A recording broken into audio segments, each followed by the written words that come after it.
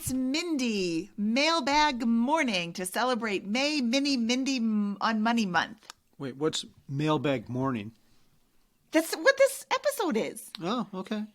It's alliteration. Okay, good. You should have put some more M's in there. I don't know that there's any more words that start with M. Okay. Hi there, I'm Mindy Jensen. You're not Mindy Jensen. Hi there, I'm Mindy Jensen. And I'm Carl Jensen. And this is the Mindy And Carl. on Money podcast, where we talk about what happens after you reach financial independence. So why do we call this show Mindy on Money? Because nobody would listen to a show called Mindy Sort of Knows Some Stuff About Something. Wow. On this episode of the Mindy And Carl. on Money podcast, we answer your questions. But before we get started, let's take a quick break. Today's episode is sponsored by the Mindy on Money Scholarship Fund. That's right, Carl. We believe in-person financial independence events, and we're raising money to send about 20 young people to Camp FI in Texas. If you'd like to help them get there, you can donate at mindyonmoney.com/scholarship or email mindy@mindyonmoney.com. It's a lot of Mindys. Yeah, well, wait, there's more. And now on Mindy Mailbag Morning for May Mini Mindy on Money Month, you did that to mess with me. It's a lot of M's. And now on to Mindy Mailbag Morning for May Mini Mindy on Money Month. Wow. Yeah, I'm so glad when this month's over. Yeah. Our first question comes from Roger, who asks, the most frequent commonality amongst economy attendees was that they wanted to live life to the fullest. What does it mean to you to be living life to the fullest? And we should back up a second and say Economy is this big in-person event in Cincinnati, Ohio. It is super cool. When was that? 2 months ago? I think it was in March. Yeah, so it's Mindy May now. So that was 2 months. Was that Mindy March? No, but we're not doing this in March either. Okay. March Mindy on Money Month? That's too much. Yeah, too much. Okay, so Roger is asking about people wanting to live life to the fullest, and what does it mean to us? Is that like us specifically, or? Yeah, I guess so. I don't know. That's not how I answered my question, so you can answer it the right way, and I'll answer it the wrong way, and we'll go from there. Yeah, well, I think there's certain basic principles, and these might not just be applicable to fire. These are applicable to everyone. Like you have to maintain your health, both physical and mental. You have to maintain a strong social network. The thing that fire does is it gives you more time to work on these things. It's not easy to go to the gym for 2 or 3 hours a day if you have a job, kids, and everything that goes along with that. The early retirement part of life really allows you to focus and have the time to do these things. After this, though, I think the challenge becomes a lot more difficult because when you have a job, you have an excuse not to find your true work or purpose because you've got this thing you have to do for 40 or 50 hours a week. But once you retire early, you're going to have to figure that out. You're going to have to find your purpose and your work, which is a little bit more difficult. But figuring that out also allows you to live your life to the fullest. I don't think many people would stay at their job if they had like $10 million. Like some people say they love their job, but okay, if you really love your job and you have enough to retire, take all the money that your job pays you and give it to charity or volunteer to work there for free. I don't think many people would do that. Wow, are you talking straight at me? I'm just asking you for your opinion. I guess you might be that person. I like your money. Yeah, you would do your job for free, but I don't want you to do your job for free. So why would you want somebody else to do their job for free? I like your Mindy money. Well, I don't know. I guess I'm addicted to money. This is a flaw on my part. I'm not saying I'm a perfect person. Well, that's good. Wow. And true. Well, I really like that movie, The Bucket List, with Jack Nicholson and Morgan Freeman. 2 old guys wind up in a hospital. One guy is really rich and owns the hospital. One guy is poor and obviously doesn't own the hospital. But because of the rich guy's cost-cutting measures in running the hospital, he had to share a room. There was no such thing as private rooms, which is how the rich guy and the poor guy get stuck in a hospital room together. And I promise this is relevant. As the rich guy gets to know the non-rich guy, he discovers this idea of a bucket list. The non-rich guy, they both have like cancer or something. The non-rich guy is writing up a list of all the things he wants to do before he kicks the bucket. And the rich guy's like, you know what? Let's go do that stuff. Let's cross off everything on your list. So they go and they do all this stuff. Before this movie, I had never heard of the concept of a bucket list. And when you and I were talking about, prepping the show, you said that this was something that was pretty common. So I don't know. I guess Carl is better read than I am, more worldly, more traveled. Okay, maybe, probably, yes. Wow, probably. But we have now started to create bucket lists, not only for us as a couple, but for our whole entire small family. So my first thought when I read this question was, do you have a bucket list? There's lots of things that people want to do that maybe you don't want to do. Something like, I don't know, climbing Mount Everest is absolutely not going on my bucket list. Some people, that's their like pinnacle of their bucket list. But I read John Krakauer's book and no, thank you. But the best part about a bucket list is it's yours. It's personal. It's private. It doesn't have to be private. You can share it with us. And I'm about to ask everybody what their bucket list is in just a moment. Foreshadowing. But I want to know what it is you want to do. What does living life to the fullest mean to you? Does it mean you quit your job and go travel the world? Does it mean you volunteer for organizations that are constantly looking for volunteers? Does it mean that you start teaching what you know to somebody else? It's kind of personal. And what would I do if I had $46 bajillion? How would you live your life? What is it that you would do? And obviously, you probably don't have $46 bajillion, but not everything on that list is going to be something that's super, super expensive. So start with making a bucket list about your favorite things. And as you start writing things down, more ideas appear. Or you'll hear somebody say something and be like, oh, I got to put that on my bucket list. Make a goal to add at least one new thing a week to your bucket list, and then ramp that up after you're in the habit of putting things on your bucket list to every day add a new thing to your bucket list. You can put the items into different categories like travel or adventure or books to read, skills to learn, foods to try. Talk to your friends and family about what's on their bucket list, because I think that a lot of times that sparks more creativity when you hear what other people have on their list. And definitely go to the Mindy on Money Facebook group, where I am going to post a question this morning that says, what are your bucket list items? And please feel free to share yours. So I want to get back to Roger's original question. He said that economy attendees said they wanted to live life to the fullest.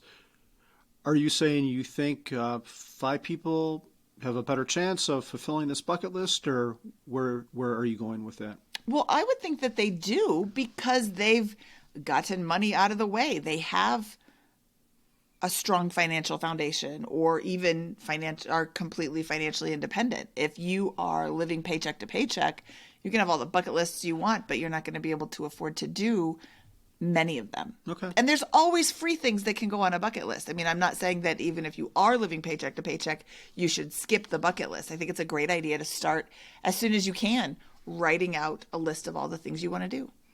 So I'm curious, and I'm asking you this directly, and I'm going to turn it back on Roger again. He said, what does it mean to you to be living life to the fullest? Whew. Thanks for the heads up of asking me this so I don't have to stall while I'm trying to think. It's okay. We'll wait. I think it means to me to live your life the way that you want to. You're not going to work because of any particular reason. You quit once you reach financial independence. You are continuing to work if you really love it.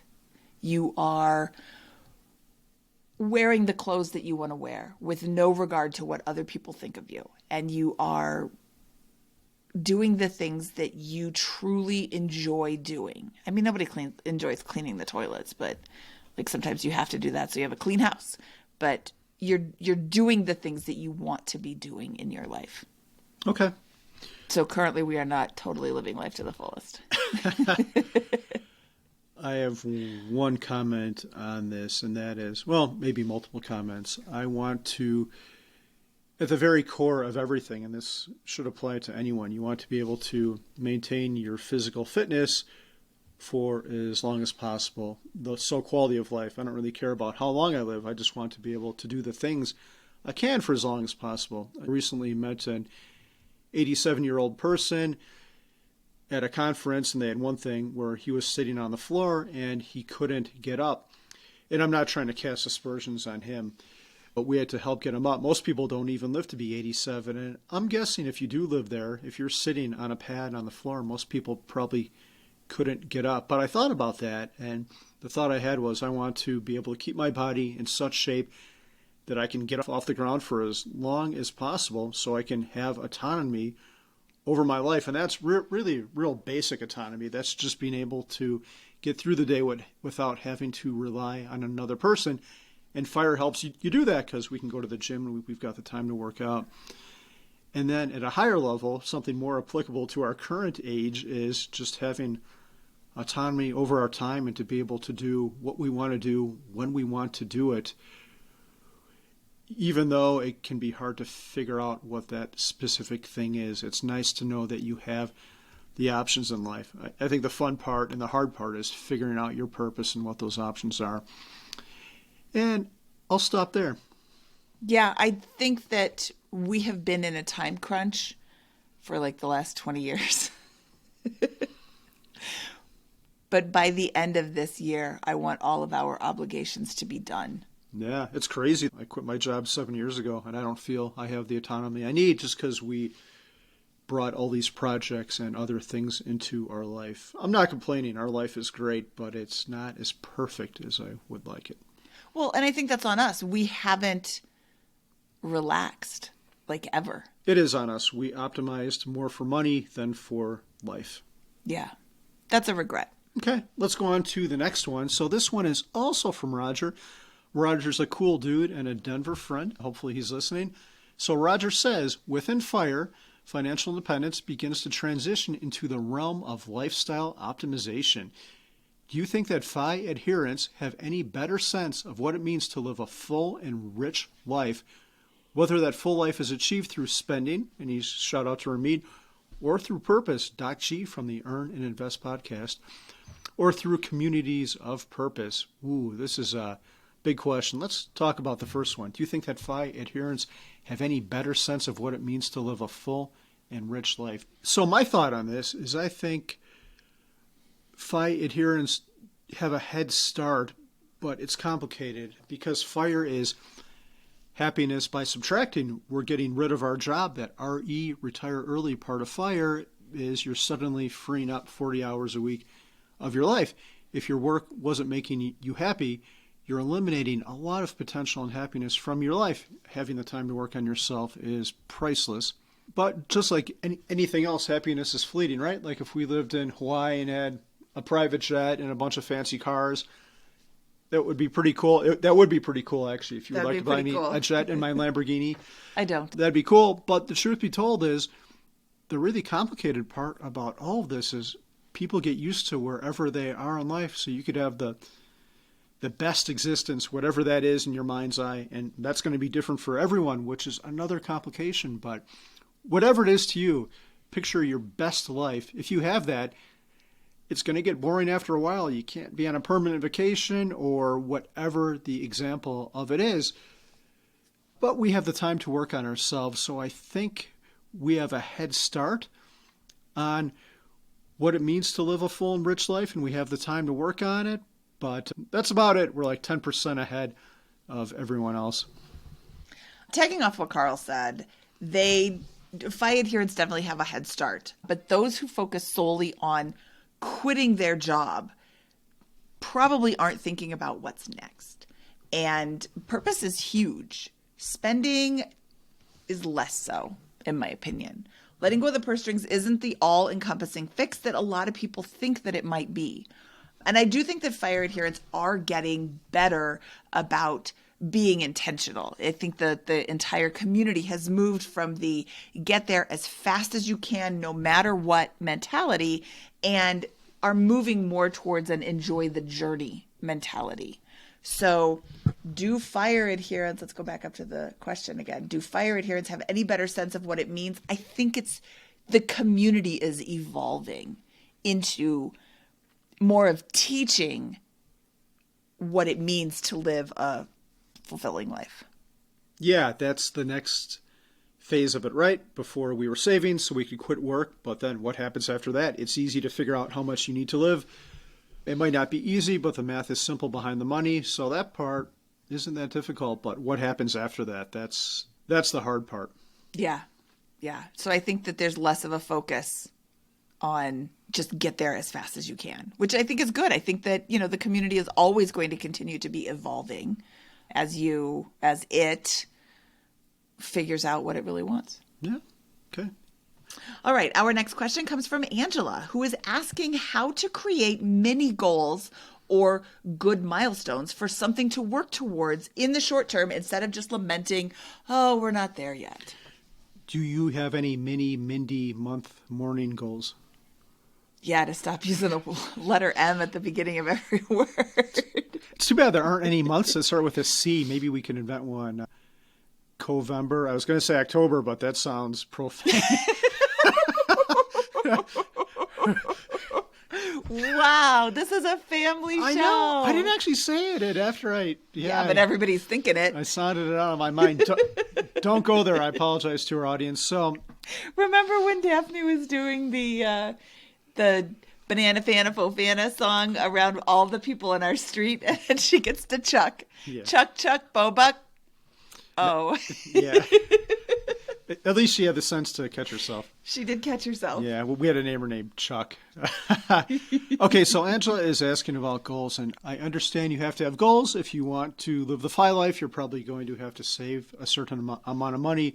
But you alluded to this in the previous question, and that is life is lived in the journey. The thing I don't like about a goal is once you set that in your mind, often your mind goes to it, and you find yourself wishing the present moment away. So you're postponing current happiness for some future thing which you think will make you happy, and it very well might, but you need to find happiness now.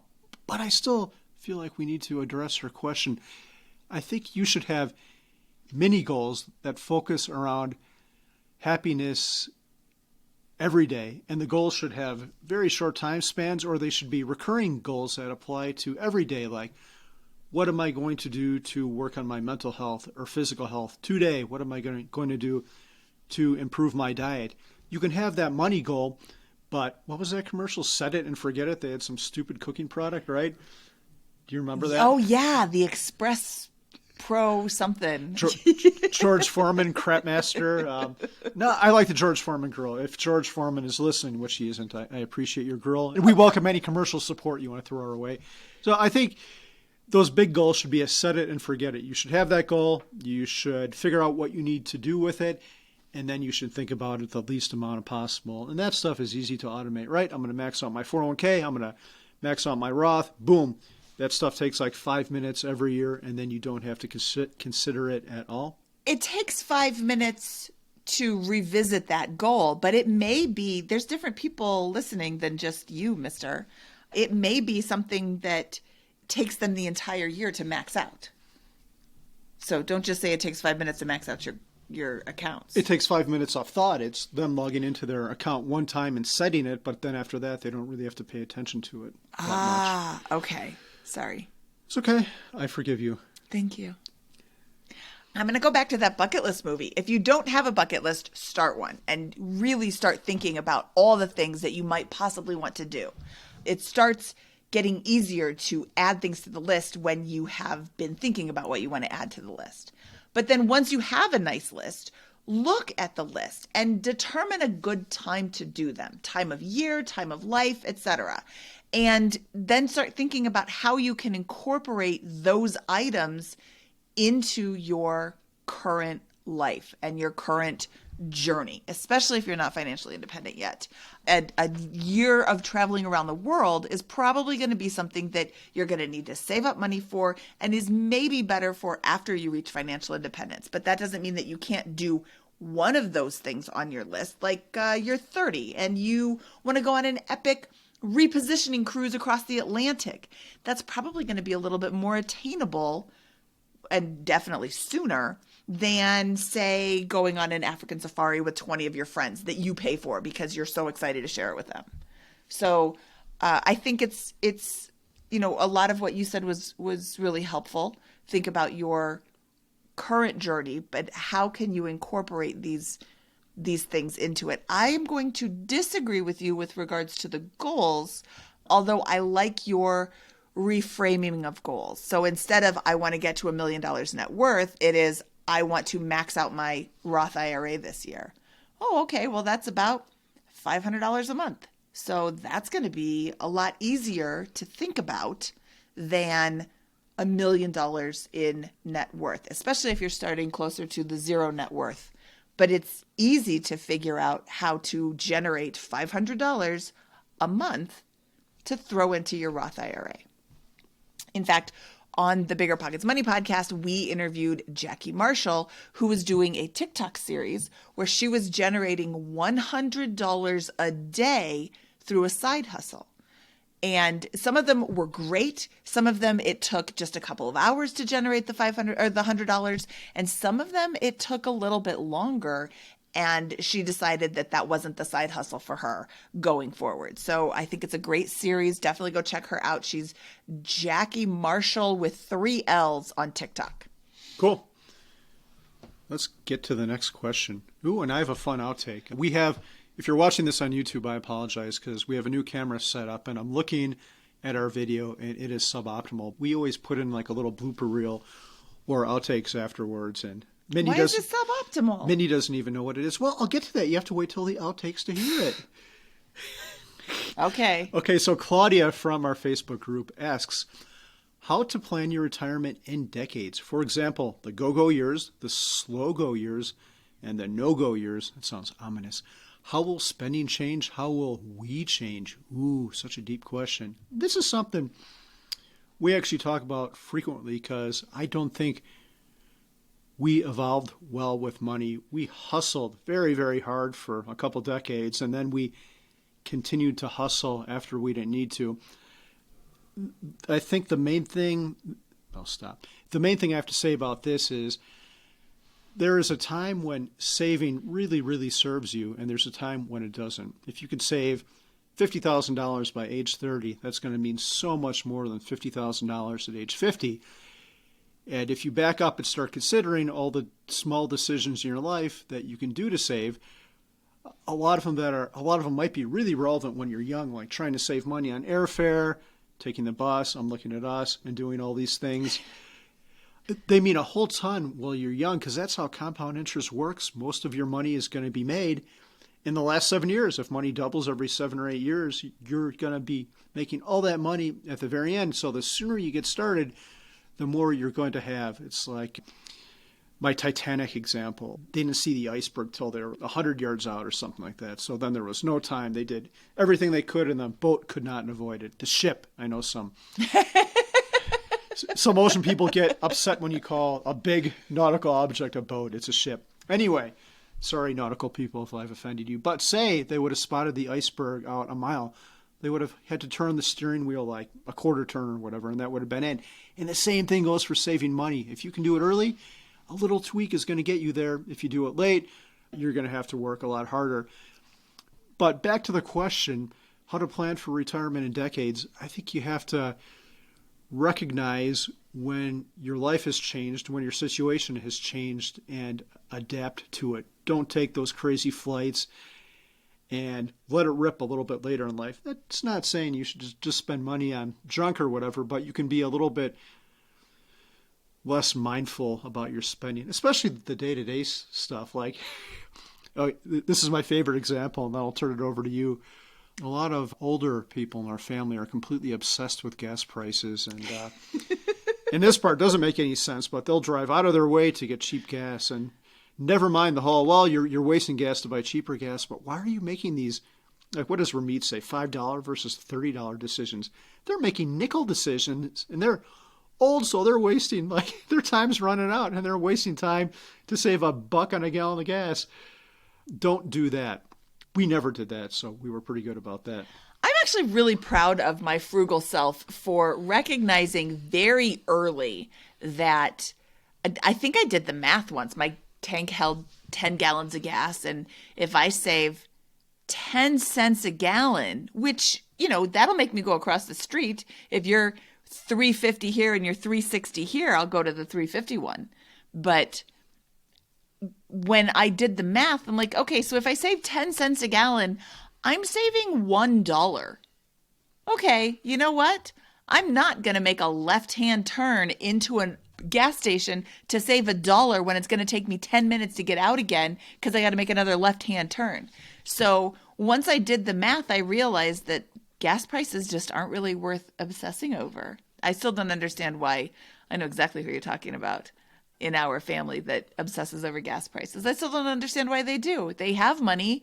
They do consume a lot of gas, but not enough to be so obsessive about it. Okay, so gas prices aside, do you have any other advice for Claudia about how to evolve and plan your retirement over many decades? Yeah, so I'm going to go back to that bucket list again. What is on your bucket list and what requires you to be really mobile? You can learn how to cook new foods. You can learn new skills. You can taste new foods when you're 60, 70, 80. But you're not going to be able to climb the pyramids. Can you climb the pyramids? No, they discourage that. You can, can, okay. But well, then don't climb them. But you're not going to be able to do these, let's use climb Mount Everest. I'm never going to do that. But if that's on your bucket list, that's definitely a go-go year. So I would start looking at your bucket list items and categorizing them into, I definitely need to be more mobile. I definitely don't need to be more mobile. And then focus on the ones that you need to be more mobile for now. And that doesn't mean that you can't do the other ones. If you really want to try, I don't know, pickled giraffe snot, go ahead and try that now. Even though you don't, I'm just making something up. What is that face? You're so cute normally and you're making a yuck face. Pickled giraffe snot? I don't know what people want to try. Like monkey brains is a delicacy in some parts of the world and I have no interest in ever putting that in my mouth. My bucket list doesn't have a lot of food items on there. Those are the kinds of things that you don't need to be so mobile for, as opposed to climbing Mount Everest. I don't recommend doing that when you're 90, although I'm not going to do it at all. So maybe you doing it at 90 is the best thing for you. Does that make sense? The go-go years, focus first on the go-go years, and then the slow-go years, and then the no-go years. I don't ever want to have no-go years. Well, I don't either, but I'm not the one who wrote that down. Blame Claudia. Claudia, you can email Carl at mindyonmoney.com. Okay. Okay, we're almost done here, but one thing, you keep on talking about this bucket list, and I think you're obsessed with it. I think we should come out with a private line of buckets, like a Mindy bucket to put you could write down your bucket list things and throw it in the bucket and pick one out every year. And your face could be on the side of the bucket. Just one a year? No, however many you think. Like you could have different buckets, like your mini Mindy bucket for your sub $1,000 adventures. Then you could have your huge Mindy bucket, like the 5-gallon one at Home Depot that's got your 10,000 plus, and then a medium mini Mindy bucket that has 1 to 10,000. So I'm not going to come up with this bucket at all. Go to Home Depot, they're $5. No, you could be hot pink, your face could be on it. Oh, I would like a pink one. Or go to Lowe's. They have lids for theirs, and they're also $5. We could have some of your wisdom on there. Yeah, okay. On the bucket. All right, that wraps up May Mini Mindy on Money Month and Mailbag Mindy Morning. Mindy Mail. You said ship. I didn't say anything. I said shucks. Okay, that wraps up May Mini Mindy on Money Month and Mindy Mailbag Morning. Thank you for listening. Next week, we have an interview with someone who is almost financially independent while never having made more than 6 figures. And she's pretty cool. She loves tornadoes, and you may have seen her on TV if you live in a certain part of the world and watch the weather. Wow. I wonder who it is. Thank you for listening, and don't forget to go to the Facebook group to share with us some of your bucket list items. That's facebook.com/groups/Mindy on Money.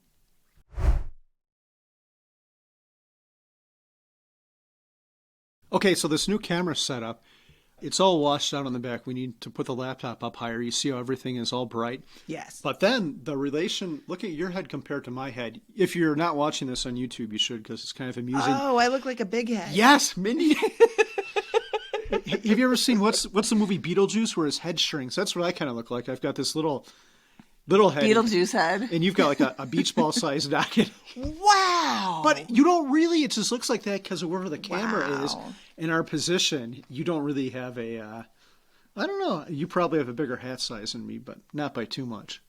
Wow. Anything else you want to throw out there? It's good if you have a bigger head. It means you have a bigger brain and you're that much smarter and you're older, so you already have more wisdom than me. You were just going to throw that out there that I am older than you. And you have less gray hair, so you're the total package. A bigger head, a bigger brain, more wisdom. Thanks, sweetie. And older, your number is bigger than mine. You're 51 years, or however old you are, you're as young. I am not old enough to be years young. What age do you have to be before you say such 153. things? Yeah, 50 is the new 20. It kind of is. Yeah, that's what I say. And then Okay. 60 will be the new 22 when we turn 60. No bull. Okay, thanks for listening. Bye. Give me just 1 second. Let me do this. Okay. It's Mindy crud. It's Mindy Mailbag morning to celebrate Mindy month. I cannot wait till this month is over. I am never doing one of these alliteration months again. I can't wait to come out with your Mindy money bucket. No. Yeah, it's going to be awesome. Mindy money bucket. We got to watch out. Straight. Yeah, don't mispronounce that. Could be Mindy money mucket. No, that's silly. Okay. Don't be a weirdo. Okay. Well, we're not going to do a February bucket because that could lead to. I know exactly what it's going to lead to. Yeah. But maybe there's a segment of our audience that would like that. Would your face be on that one too? Of course. Why wouldn't it be? Okay. You know, I used to work at a company where I would be sent samples of products. Mm-hmm. And when we took the product into our product line, we would put it, into the samples for when we would go to trade shows. And when we weren't going to accept this product into our product line, we used to throw it away, but I was like, that's so wasteful. There's lots of people in this company that, utilize the products that we sell. So I started a chuck it bucket. Anything in this bucket you can take. Okay. So you have a background in buckets. I guess I have a bucket background. Nice. This was meant to be. No, it's not. It's Mindy mail crud. It's Mindy crud. It's Mindy Mailbag crud. Morning to celebrate crud. Mindy month crud. Mindy crud.